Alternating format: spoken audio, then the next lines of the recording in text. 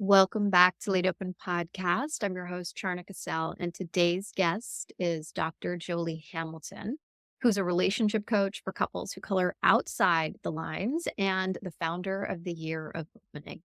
If you're interested in anything related to non-monogamy, creating your own relationship dynamics that suit you outside of what conventional and dominant culture provides you with and prescribes for you, then Joli Hamilton is somebody to check out. I've listened to her on a variety of podcasts, and I'm really excited for this conversation. She's also an expert in researching jealousy and the primal value of jealousy, as well as how you can even eroticize it. There's so much to what she shares, and she has her own podcast and works individually with couples. Welcome, Joli.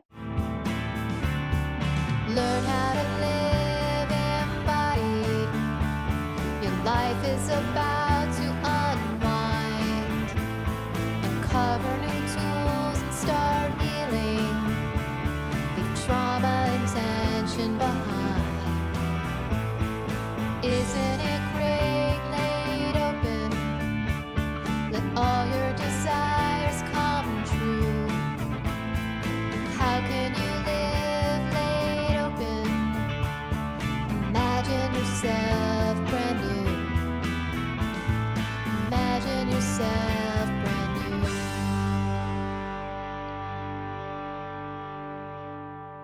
I'm so happy to have you here. Well, thank you so much for having me. It's a total delight. And I've listened to your podcast. I've listened to you as a guest on other people's podcasts. Your podcast is Playing with Fire, which I highly recommend listeners dig into. It's a fun name, right? Like, who doesn't want to play with fire a little bit, right? The good kind. Yeah, it's Fireworks, campfires, bonfires. We like those fires, We inner like fires. we like the smells of fires. It also like taps into the kid in us. If anybody was fixated with lighting matches as a child. Yeah. Yeah. I mean, I'm basically made of fire. My nickname is Phoenix, and I'm a double Leo, born in the year of the dragon. I'm Aries moon. I'm just all fire. So it just made sense for me. So you found your right path. Your calling I was super did. clear. Very clear. Yeah. Yeah. And so you're really helping people and supporting people from moving from, a default of monogamy, a prescription, if you will, of like what dominant culture says relationships are supposed to look like, into consciously creating their relationships. Exactly. And that is it's an ongoing process. It doesn't happen. We don't wake up one day and say, I'm going to leave behind all the mono norms and do my own thing. Instead, there's a lot to unpack. There's a discernment process of what is it exactly that I want to custom create. And then there is the ongoing discovery of how am I changing and how do my relationships and my beliefs about my relationships need to change as I change and grow myself. Right. Well, and it's, one of the things I think a lot about is, so I work with couples, I work with individuals, and people, they need to have safety before they can connect more deeply. And often what is acceptable, what is familiar creates safety, even if it's not actually safe. Yes, right. Yeah, I mean, you're onto it. Freud didn't do a lot, right? Like there's plenty of Freud we could toss. I'm a depth psychologist, so I like to talk about the old guys sometimes. But familiar. We seek familiar more than we seek what is authentically excellent in relationships. And familiarity can feel like love, even if it's outright abusive. Like flat out, we could, cut to the chase. And so, trying to do something new and something that may violate cultural expectations, may violate my internalized sense of what is okay. Yeah, we have to deal with a lot of our safety stuff. So many times I have people show up and they'll imagine that I could just somehow, I can just decide. I'm going to decide to change. And I'm a decider. I like to be able to just like make a change instantaneously, that I could just make that change and then it will magically feel safe for me. I'll make rules that'll create safety, or I'll make agreements that'll create safety. But it is so much more nuanced and layered than that.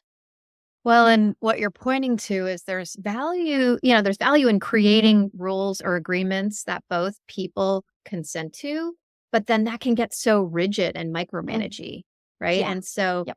finding the right balance of fluidity and, ironically, I think people may seek out relationships outside of monogamy to have more freedom and to have more expansiveness, and then there can, but agreements are important. Agreements are important. And, I was actually just talking about this on Instagram earlier today about how we so frequently overpromise in our agreements because we are trying to create a nest of safety for ourselves, often with one other person, but even just within ourselves. We create these rules to try to create a sense of safety. But often we're overpromising. We're not getting in touch with what we actually want, what we Mm, actually want to agree to. And so we're having to really come to grips with the fact that the rules themselves aren't what keep me feeling safe. I have to do deep embodied work to feel mm, safe. I have to come to reckon with the fact that I will not always feel safe. I am mm, going to feel discomfort in my experience of relationships. There is no relationship that will provide me with a sense of total safety and never ruffled. Like, I'm going to experience that ruffling. right. And so my agreements can help me create that sense of safety. But yeah, if they become overly rigid or if I rely on them to be static, like that is a huge undermining of the reality that I am a growing, changing person. And I don't know what I don't know yet. When I'm making Mm, my agreements, I don't know how I'm going to feel when I'm presented with an opportunity. So I recommend experimental agreements because of mm. that. It's if you're hiring an assistant of some kind and you have a trial period and you're like, let's see how we work together. What works? What are our different styles? Um, Yeah. you can't Yeah. promise that you're going to employ this person for the next 2 years or that you're going to marry this person or that you're going to, you just don't know. Right. I think that whole concept comes into play with all of our relationship development. Mhm. Um, one of my most treasured relationship agreements personally is that every 3 years with my anchor partner, Mm, I reevaluate whether we are staying in this relationship. We come together and we have a full reckoning of the relationship with a full off ramp for both of us. A mhm, lot of people find that whole idea, they're like, no, I want no part of that. That feels terrifying. For me, I actually find it incredibly soothing to know that the calendar holds this time, this month, every 3 years. We do a whole month of conversations where we say, how is this working? Does it still fit? Because the idea of marriage being forever for us feels like a constriction, but we do like being married to each other. So how do we have both of those things? I actually create safety by having this condition of we're going to revisit this. We're going to mhm, revisit this and we're going to allow for the fact that either of us might say, you know what, this doesn't work mhm, anymore. And that might be a full renegotiation and reimagination. It mhm, might mean an ending, but there's this built in expectation that creates for me a sense of, oh, I get to know that change is normal. And mm. I get to know that we can talk about anything, even the most terrifying stuff, the stuff that it's scary to talk about endings when we find our safety and our security in a particular other person. That's scary. So I find it soothing. Other people find it a little alarming. Yeah. No, it's a really beautiful thing because what that means is you're in an active practice, and you're not a lot of the times the way we try to control or create safety is an illusion of safety, right? Yeah. That's what I Um, experience. Yeah. I think that's if we're really honest with ourselves. But then what you're bumping up against, which is so interesting, is all the stuff around attachment. And I actually listened to an episode that you did. Is your podcast partner, you're also your life partner? Yep. Yep. You're So as you're saying, your anchor? Ken is my anchor partner. We are also married. We've known each other our whole lives, but we are each other's second spouse. And also, we're non monogamous. So we have other partners and we're even open to having other anchor partners. We don't currently. Either of us have somebody else that we feel fully anchored to, like in that same sense. It's hard to meet people that are aligned that way. But yeah, we did an attachment episode recently on playing with fire.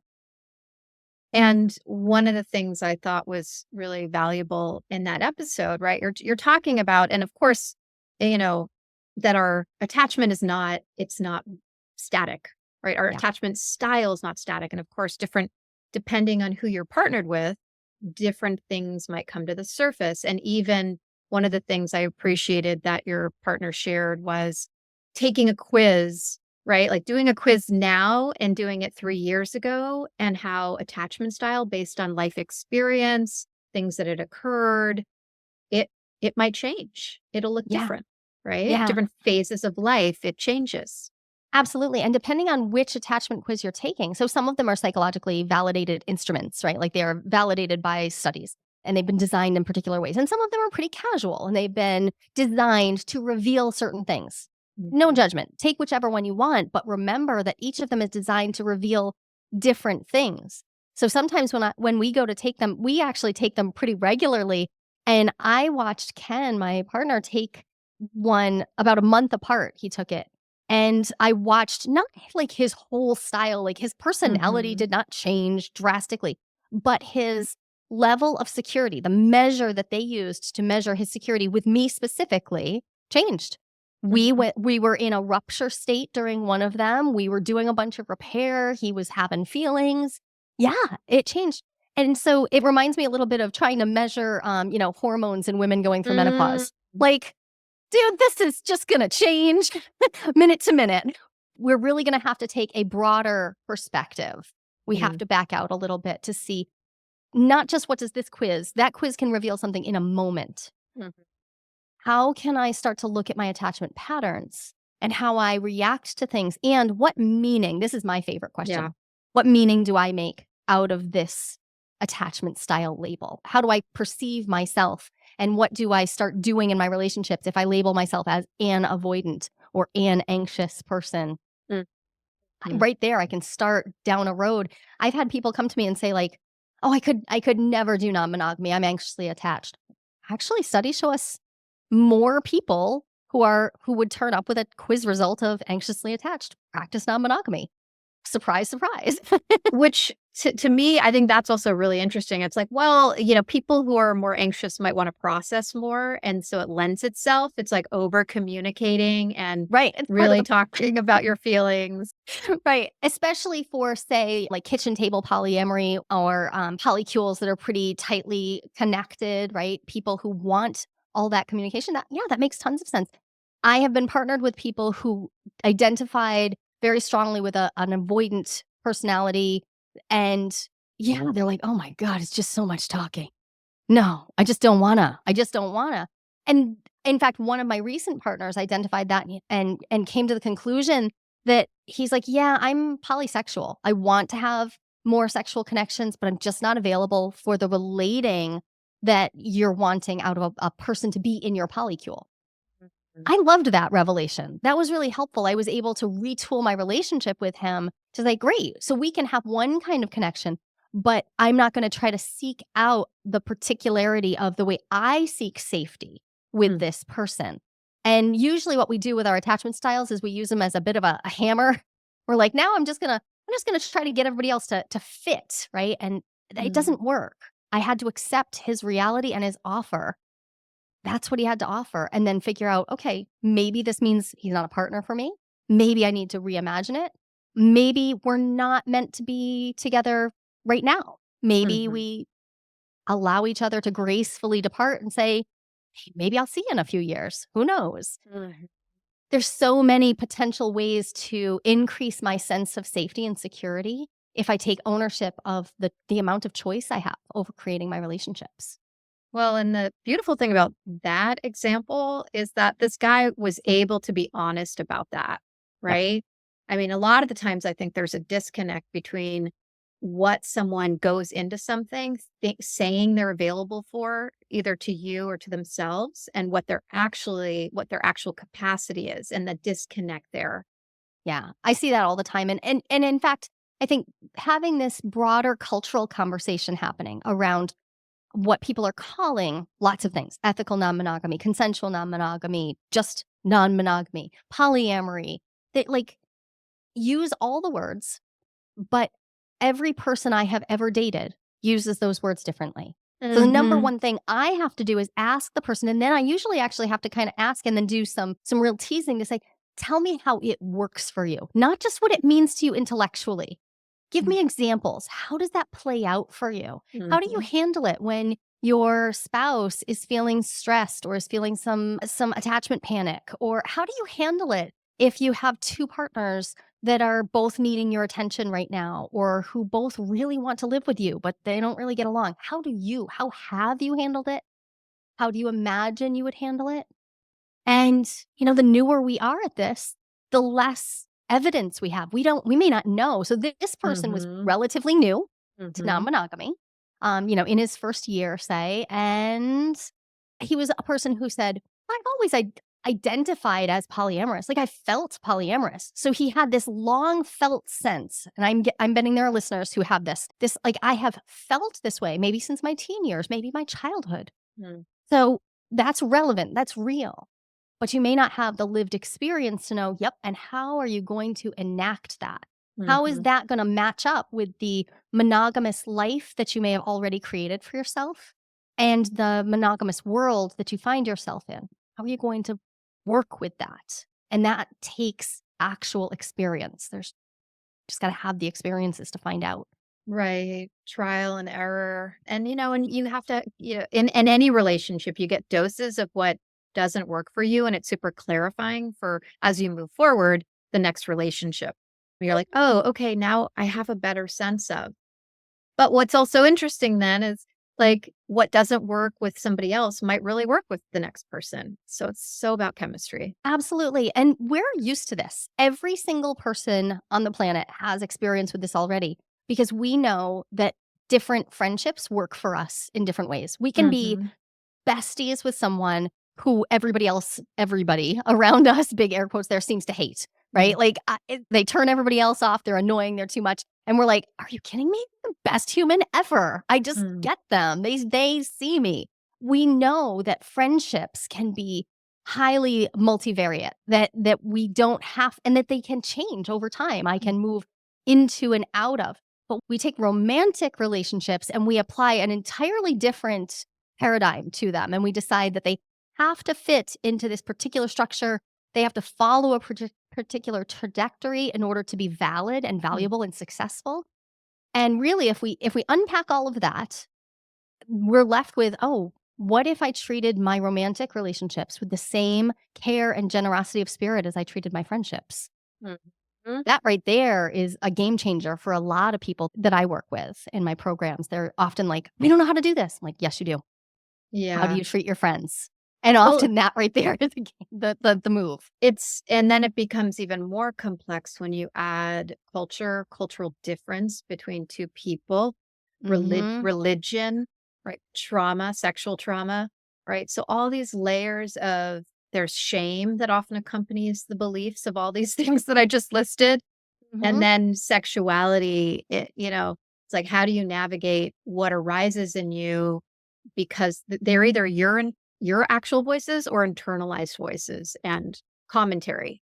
Right. In fact, I was just giving a lecture on the concept of internalized polyphobia, which is something that's not talked about enough. Amy Moores in her research calls it consensual non-monogamy negativity, internalized consensual non-monogamy negativity. I just think that's kind of a mouthful, but the same basic idea. It's this idea that the call can be coming from inside the house. I may have this polyphobia that, I'm already dealing with mononormativity out in the world, but now also inside me are all these conflicting messages about, is this okay? Is it not okay? The essential okayness of it.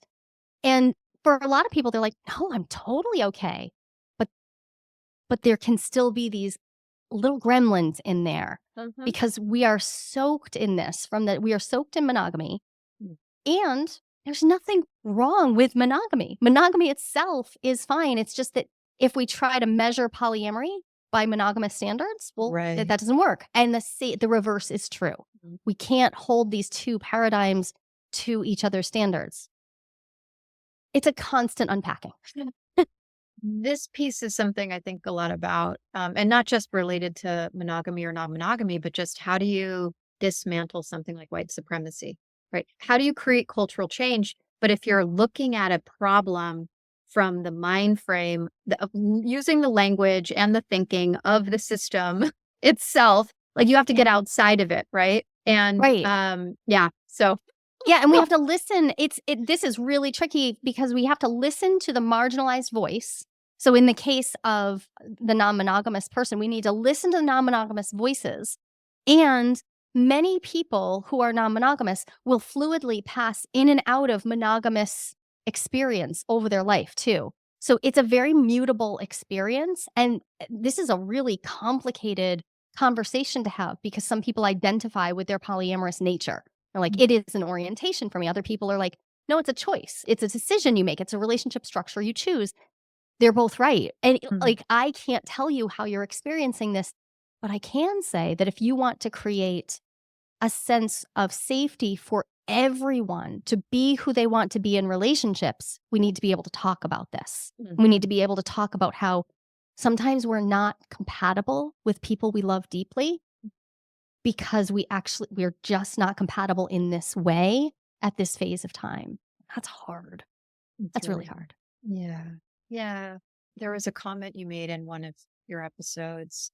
I think it was the attachment episode, and you were talking about a partner, and I really resonated with this, having experienced that, where someone is insisting they love you. And you're explicitly shared, this is what love, how you could show me you love me. This is how love gets demonstrated. And they don't have the capacity for that. Yeah. And so then for you, you're like, okay, I need to not, or not necessarily you, but for what I was feeling in a particular relationship was, I need you, okay, we need to end. And I also don't want to hear that from you.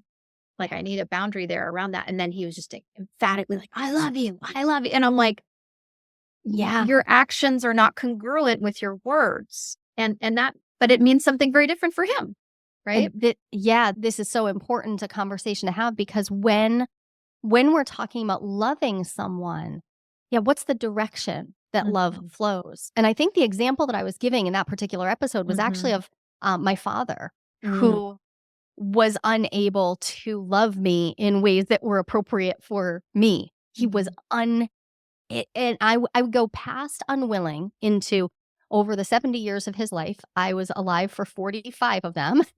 He was unable to. I think he tried to rally and tried to listen, and he wasn't able to get his body mind to do that. And in that particular container of the parent-child relationship, especially as an adult child, we can talk about how damaging that is to the child growing up. Then as an adult child, I have to be able to set my boundaries. And we take that same experience and we then put it on top of romantic relationships. It's hard enough to say, wow, I need to draw a boundary with my father who I want to relate to and I want to have a healthy relationship with, but I need to draw a boundary around how he talks to me and what I would like. My heart of hearts wanted to be able to be heard and understood. I wanted him to be able to say, I hear that you need me to validate your feelings about your childhood. And I can't do that. Even if he'd just been able to get to that point of understanding. I hear that's what you want. I understand it. Maybe I can or can't do it. We often want this from our mature relational partners as adults. And most of the time, we mistake their ability to actually show up and do that. Can they show up and actually admit, wow, I might be up against a limit that I have. I might have run to the end of my capacity.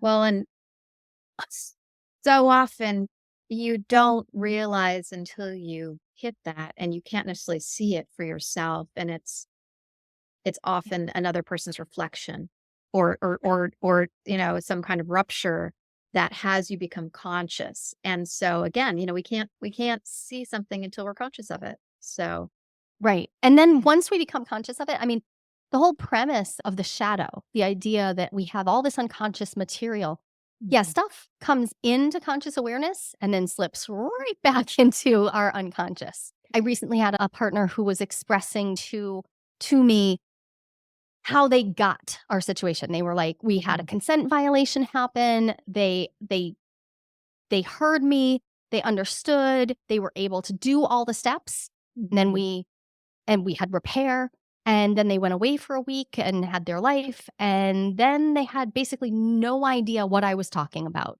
It was like it had just gone away. It was as if that had almost never happened. They knew about the incident, but they had not internalized it. And so it just slipped. So as a depth psychologist, I was able to hold that as like, oh, that slipped right back into the unconscious. And that sucks for both of us. And it's really normal. It happens all the time. And then I have to decide whether, okay, do I want to stay in this process with someone who's not able to hold this really deep work in their conscious awareness? It is hard to hold our stuff, our worst traits, the things we wish we'd never done, the mistakes we make. It's hard to hold that in front of our face. Well, It's also the work of loving each other. yeah. Yeah. And that, that's the overarching thing that I'm really, I feel that we share a commitment to loving. And I'm not in non-monogamous relationships, and I see my path as helping people love in whatever way that looks for them, and helping people, similarly create relationships that resonate with what feels good to their heart, their mind, and their body, no Yep. matter what that looks like, right? And figuring That's out, it. it's like there's different pitfalls. I would love for you to talk about one of the things that I see so frequently. So I work a lot with sexuality, with sexual trauma. And so then having, let's say, for this situation, a heterosexual couple comes in, and the man, so I'm going to use this kind of a more stereotypical Yeah. dynamic, but the man, it has more interest in exploratory sex and more sexual freedom. And their partner has a history of sexual trauma. And so they need very different things to feel safe and connected. And they need to go at different paces, and they may have different drives. Yeah. Right. And they have different, they may have also a different purpose. Like their understanding of what the purpose of this relationship may have shifted Mhm. over time. Especially, so I tend to see that particular scenario around what we generally call midlife, right? Frequently I will see that scenario play out with people who are between the ages of 38 and 55. Mm. Like they're right there. They've gotten enough ego strength to be able to stand there and finally say, "This is what I want." And their partner's like, "What is not what I signed up for? Are you kidding me?" Mm. And so now we have to address so many different layers, because often what is revealed in that experience is that they want different things going forward, and there's often an imagination that what I signed up for is unchangeable, immutable. And that doesn't work for dynamic living human beings in a society that allows us to, end relationships, which I'm grateful that we live in. Very, very grateful. So it's tricky because in that scenario, so frequently I want to side like I feel my own wounded self want to side with the person who's like, no, no, no, I want safety. I want security. I want to go at a slow pace. Also, why am I not enough? What the hell is this all about? Why would you want that? What are you doing? You're just a horn dog. Like I start making this list. Mm. Part of me wants to identify with that. And another part of me says, yeah, what had this partner who wants some more sexual autonomy or freedom? What part of him was hiding this from himself, likely for decades? What part of him felt like there was no place for this? There's no conversation to be had. There's just the path. There's just that one escalator that we get on, and did not know. And in a genuine childlike sense of innocence, had no idea that they could even want this. So I can feel both sides of this and say, what if we hold both of those equally tenderly and say, we have to come to a collective decision about how we're going to work with this. How long can we be in the experimental process, say? Like, I don't work with people for less than a year. A year is a minimum, because I don't think this is the kind of thing we should ever rush ourselves through. I rushed myself. Don't do it. I don't recommend it. It was not good. there isn't a right way to open up, but there are a lot of ways to do it painfully. Mm. So what I would recommend in that scenario is taking seriously that even though it looks like in that scenario, one person needs to go slower than the other, it's not true. Both of them need to slow down and understand the tools that will need to be put in place, the differences, the way that they'll have to shift how they think about their relationship. And my favorite part, this is actually my absolute favorite part. They have to grapple with the fact that most of the time, I see people experience what I call the flip. Mm. The person who had the idea to start this was interested. Yeah, 6 months down the road, a year down the road, they may find, this is hard. I didn't know that it would bring up feelings. I didn't know I would have trouble dating. I didn't know I was going to have to do all this stuff. I didn't know about safer sex. I didn't. Meanwhile, your partner who didn't want to do this has found some joy, some pleasure, some success of their own measure. And they're like, yeah, well, you brought it up. So we're in it now. These are just everyday scenarios. And so holding the tenderness around like, wow, what if we have to be in the transition process for a course of years and allow that to take place? That opens up space for us to get more clear on what each person needs. And also to be clear, like the same scenario, when I said the word, exploratory freedom, that could exist within just a monogamous relationship versus Right. like opening it up, and the same challenges, and the pace piece around one person doesn't want to have any penetrative sex. Yep. One person needs more attunement and slow tenderness versus escalating even with kissing. Like there's these very small moves versus like jumping out into other relationships that people need. That's an excellent point, right? Like, let's not forget that. I mean, my first step in opening up, whatever I recommend to anyone is, have you opened up imaginally first? Have you started to have sexual conversations? Have you started to actually contemplate what this even is? But what I hear you saying is, yeah, what do we do when two people have what might be clinically described as a desire discrepancy or a desire mismatch? That is the number one reason why I see people in my office, and they're looking to solve that through non-monogamy, right? Like that's how they found me. But the desire mismatch itself still needs to be addressed. We still have to address the fact that we seeking that solution elsewhere still doesn't address how I internalize my own, is this desire okay?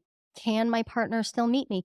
Can I allow the sexual connection between us to change, potentially even end, and then nurture some other type of intimacy? Because that's one of the things that I see people doing in non-monogamy that's quite beautiful. Sometimes people will allow their sexual connection to end so that they can continue to relate. And non-monogamy gives them a path. It's not an easy path, but it is a path.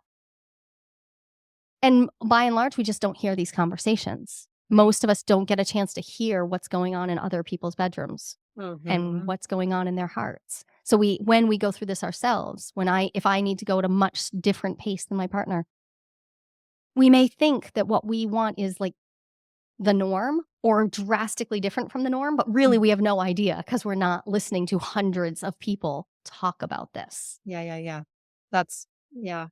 And then the other area of expertise that you have that I find really interesting is jealousy.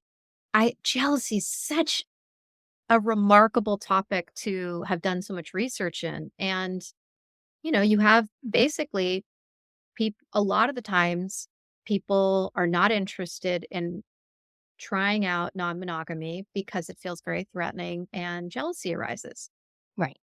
Or they're afraid even, the number one way people walk into this is, I could never do non-monogamy because I'm jealous. That sentence right there. And I mean, I can use myself as an example here. I am a professional jealousy researcher. I am non-monogamous, and I have maniacal jealousy.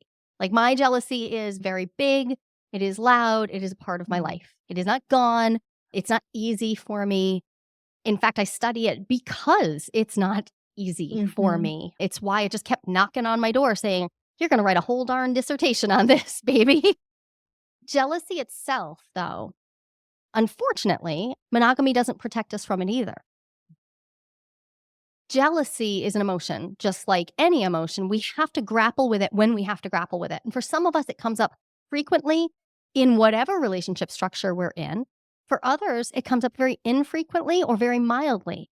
I have worked with people who are in committed, dedicated, beautiful, monogamous relationships who are jealous every single day, monitoring their partner's phones, can barely be in public with their partners because they're so out of their mind anytime their partner gets attention. Jealousy is an emotion that happens within me. It's rooted in our survival instincts from when we were infants. We can spot jealousy in babies 5-6 months old. There are studies showing we can see it. So we're not going to get rid of jealousy. And you don't have to have no jealousy to do any particular relationship structure. But what I love about jealousy is that it's also valuable. And I don't want to get rid of it. And one of the ways that we can shift the cultural conversation around jealousy is to say, it's normal. Jealousy itself is normal. We will all experience it differently, but we should never demonize it in another partner. Like, don't turn it into a thing to say like, oh, you're just bad at this, or you're just a jealous person with that like acid voice. And we can also withdraw our self-judgment about, yep, I'm jealous. I'm experiencing jealousy. When somebody's angry, they're experiencing anger. I have a lot of curiosity about that. Like, what's going on? What's causing that anger, right? Anger is an energy. It lets me change things. Jealousy is also an energy. Jealousy is telling me, it's really quite straightforward. It's telling me that I perceive a threat to a valued relationship by a third party. That threat doesn't have to be real. Our imaginations are so capable of inventing it. But now I can also start to take jealousy apart. It's made of so many other things. What kind of jealousy? What flavor is my jealousy? Is it angry? Is it sad? Is it shameful? Do I feel shame about my jealousy? Do I feel jealousy deserves my attention? Am I willing to look right at it? Or do I actually just want to make my partner do something different so I don't feel it? It's such a big topic, and we often just dismiss it with this quiet, like, just jealousy. It's just jealousy. It's just insecurity. Oh, I wish. It's not just anything. It's very complex. It deserves its own episode. Definitely. And you make an important distinction that I appreciate between, envy and jealousy. Yeah. And envy and jealousy can show up at the same time. And envy is longing to be what someone is or have what they have. So it's just between me and one other person. Jealousy always has a triangle. So if I can spot the jealousy, it'll be me, my beloved, and the perceived interrupter. They might be imaginal. They might be a collection of Instagram likes, right? I can imagine this interrupter out of nowhere. Or the jealousy can be very real. I can see evidence. There are lots of kinds of jealousy, and some of it is quite rational. I see evidence of this potential interruption. Envy, though, well, envy can show up at the same time, because if I compare myself to that perceived interrupter and I'm like, damn, they are smarter than me, they are funnier than me, they are prettier than me, whatever. If they are more, if I compare myself negatively to them in any way, I can easily get in an envy trap where now I've demoted myself. Now I'm the one down person, and I've also got jealousy. So now I have fear and loathing present. Just to throw a little extra spice into the mix, I can also be jealous and simultaneously feel envious for my beloved. I could be feeling jealous and be envious that my partner's getting attention from someone else. And that might even be agreed upon attention. I may be very enthusiastically consenting to them getting this attention and still be feeling envy about that. Because feelings don't care about what we made agreements about. They're just going to happen. So we have to learn how to manage them and be with them so that we can work with our actions. The actions we take based on our envy and jealousy will have a far bigger impact on our relationship than the feelings themselves. And many of us know that what all those feelings that are showing up, they're somewhat about the present moment, your partner and the attention they're getting from this other person. But often there's a deeper, longer, older root. right? And so what are some ways that people can work with their jealousy Yeah. if Well, that shows up in the when jealousy relationship? shows up, Mhm. jealousy shows up, I want everyone to Jung, I studied a lot of Jungian psychology. That's what I rooted in. He has very little to say about jealousy, which is really ironic given the fact that there's a lot of triangular situations in his biography. But this one sentence he has is jealousy is a very suspicious emotion, which sounds like he's talking about how when you're jealous, you're suspicious. But what he actually is intending to point to is let's get suspicious of jealousy. What is it trying to convey to me? It's complicated. So if my go-to response when jealousy comes up is to point at my partner and say, fix it. You made me feel this way. Fix it. I'm actually going to miss the wisdom of the jealousy. I'm going to miss the opportunity. It showed up for a reason. It is my emotion. Even if it is totally rational, we might also need to have a conversation about expectations, agreements, violations, boundaries, all those things. But first, I want to take responsibility for the fact that, yep, this is my emotion. What do I want to do with it? And most of us, if we look toward our attachment history, if we look toward our childhood, we will uncover where we have a core wound of unwantedness, unlovability, a sense of entitlement, which is just a covered up, a prettied up version of unlovability and unwantedness, right? And so I can use my jealousy as a way to point to very clearly, oh, I don't feel lovable right now. I don't feel acceptable right now at some core level. And I feel this threat. But that's so many layers down. You see how you have to walk way down to get there. Way easier to point to my partner. When I was doing my research, it's qualitative research, and I researched in both monogamous and non-monogamous people. And the non-monogamous people who were dealing with jealousy well all had something in common. They were following a pretty set path, and they hadn't talked to each other, but there was a pretty clear path of noticing their jealousy early in their body, naming it, being very clear. This is jealousy. Here's the flavor it's showing up in. Here's how it feels in my body. Then unpacking their narrative. What does this jealousy mean? So they're noticing, they're naming, they're unpacking that narrative, and then they get to navigating their needs. And they go to their partner and they say, okay, we got to have conversations about how this relationship works. But they come in with all this intelligence, all this wisdom about what's going on for me. And that, I call that the jealousy roadmap. And if people are interested in that, you can go to jealousyroadmap.com and grab that. It comes directly out of my research, but I've made it very digestible in a little ebook format for people to grab onto and walk yourself right through it. That's brilliant. I love that. And you also, is it a program or an ongoing group that you're I do offering? a cohort-oriented program. It's called the Year of Opening. And so we stay together for a whole year. I run it 4 times a year. A group of 20 people get together. We stay together for the whole year, and we figure out, what does it mean to custom build a relationship that is somewhere outside of the compulsory version of monogamy. Not everybody is doing like full blown, like, yeah, we want to have sex with everyone and relationships with everyone.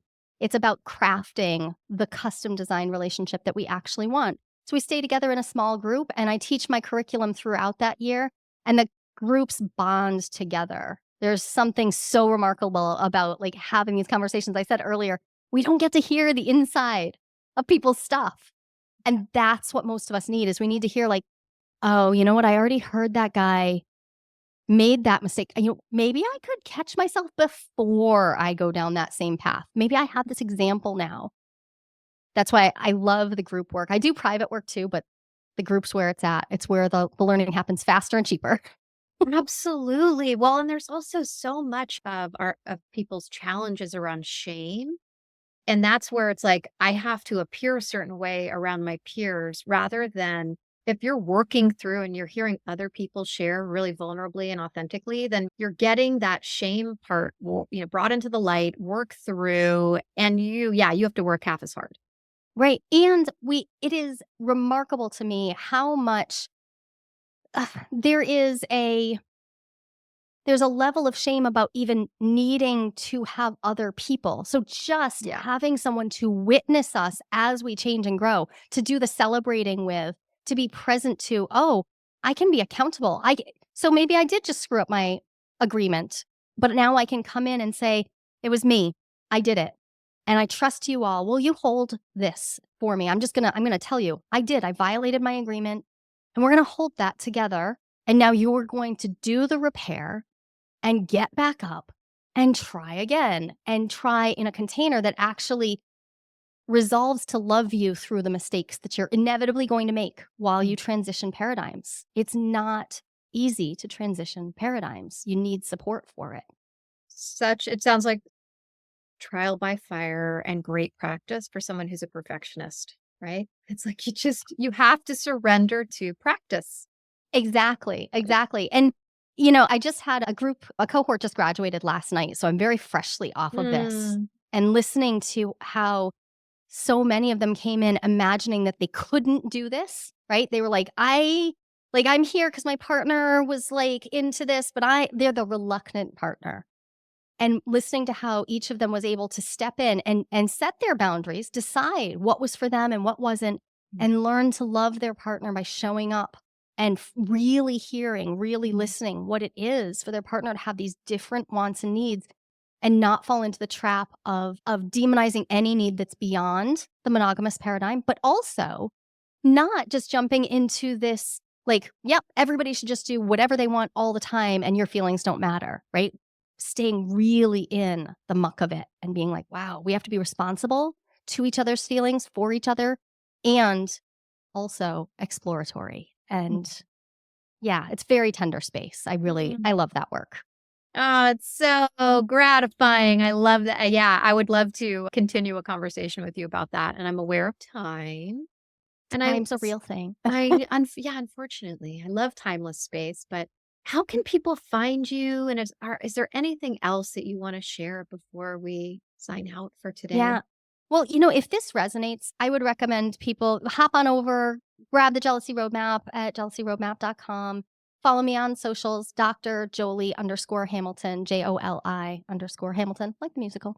And honestly, listening to Playing with Fire, if you're not sure about all this, the comment I get most frequently about Playing with Fire is, it's not really about non-monogamy. And I'm like, I know, it's really about having a conscious relationship, but we treat non-monogamy as a completely valid option amongst many.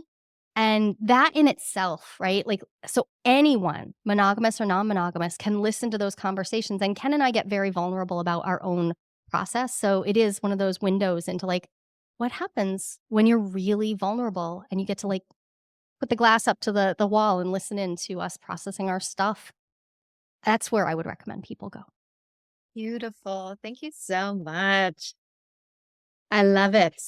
Thank you so much for having me. It was a delight to talk to you, an absolute delight. You asked great questions. There's so much there. It's like with everything you said, there's like 17 little threads that we could follow, and It's clear we very could talk for a enjoyable. long time. Yeah, I love it. Well, thank you again, and I look forward to a future conversation. Thank you so much for joining us. If you found the information in this episode helpful, please rate, review, and share it with anyone that you think would appreciate it. And if you want to stay connected to me, you can follow me on Laid Open Podcast on Facebook or Instagram. That's LAIDOPEN PODCAST. You can also go to my website, charnacassell.com.